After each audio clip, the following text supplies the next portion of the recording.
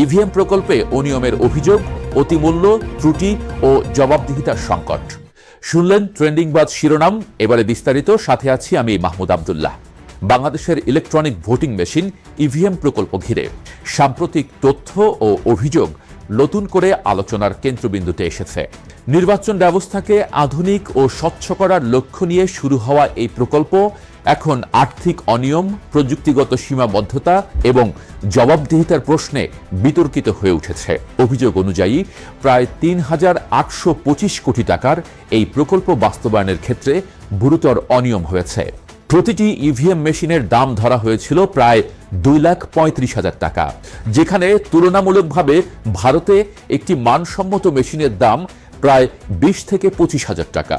এই বিশাল মূল্য ব্যবধানের কারণে রাষ্ট্রের সম্ভাব্য ক্ষতির পরিমাণ দাঁড়িয়েছে প্রায় 3,172 কোটি টাকা বলে অভিযোগ উঠেছে।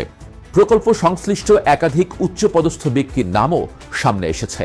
তাদের মধ্যে রয়েছেন সাবেক নিরাপত্তা উপদেষ্টা তারিক আহমেদ সিদ্দিক, সাবেক নির্বাচন কমিশন সচিব হেলাল উদ্দিন আহমদ, সাবেক নির্বাচন কমিশনার শাহাদাত হোসেন চৌধুরী এবং সাবেক এনআইডি মহাপরিচালক মোহাম্মদ সাইদুল ইসলাম। অভিযোগ রয়েছে টেন্ডার প্রক্রিয়া এড়িয়ে সরাসরি ক্রয়ের মাধ্যমে যন্ত্রাংশ আমদানি করা হয়, যা স্বচ্ছতার ঘাটতির ইঙ্গিত দেয়। দুর্নীতি দমন কমিশনের অনুসন্ধানে আরও উঠে এসেছে প্রায় 1,599টি ইভিএম মেশিনের কোনো হদিশ পাওয়া যায়নি, যার আনুমানিক মূল্য প্রায় 37 কোটি টাকা। একই সঙ্গে পরীক্ষায় দেখা গেছে প্রতি 3টি মেশিনের একটি ত্রুটিপূর্ণ। সংরক্ষণের যথাযথ ব্যবস্থা না থাকায় অনেক মেশিনের ব্যাটারি ও সার্কিট নষ্ট হয়ে পড়েছে, ফলে সেগুলো এখন কার্যত অচল। প্রযুক্তিগত কাঠামোতেও বড় ধরনের ঘাটতি ছিল। সবচেয়ে আলোচিত বিষয় হল ভিভিপিএটি বা ভোট যাচাইয়ের কাগজ ভিত্তিক ব্যবস্থার অনুপস্থিতি। এই ব্যবস্থা না থাকায় ভোটার তার দেওয়া ভোট সঠিকভাবে গণনা হয়েছে কিনা তা নিশ্চিত করার সুযোগ পাননি, ফলে নির্বাচনী স্বচ্ছতা নিয়ে প্রশ্ন তৈরি হয়েছে। এছাড়া অভিযোগ রয়েছে বিশেষ পরিস্থিতিতে পোলিং কর্মকর্তাদের মাধ্যমে সর্বোচ্চ 25% ভোট প্রদান করার সুযোগ রাখা হয়েছিল, যা অপব্যবহারের ঝুঁকি তৈরি করে।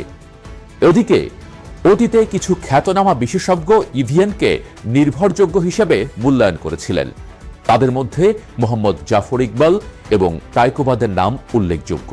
তবে সাম্প্রতিক অনুসন্ধানের তথ্যের সঙ্গে সেই মূল্যায়নের অমিল নতুন প্রশ্ন তৈরি করেছে। প্রযুক্তিগত মূল্যায়ন কতটা নিরপেক্ষ ছিল?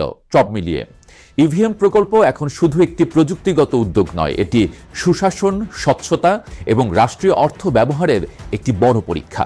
উত্থাপিত অভিযোগগুলো যদি প্রমাণিত হয়, তবে দায়ীদের বিচারের আওতায় আনা এবং ভবিষ্যতে এ ধরনের প্রকল্পে কঠোর নজরদারি নিশ্চিত করা জরুরি হয়ে পড়বে।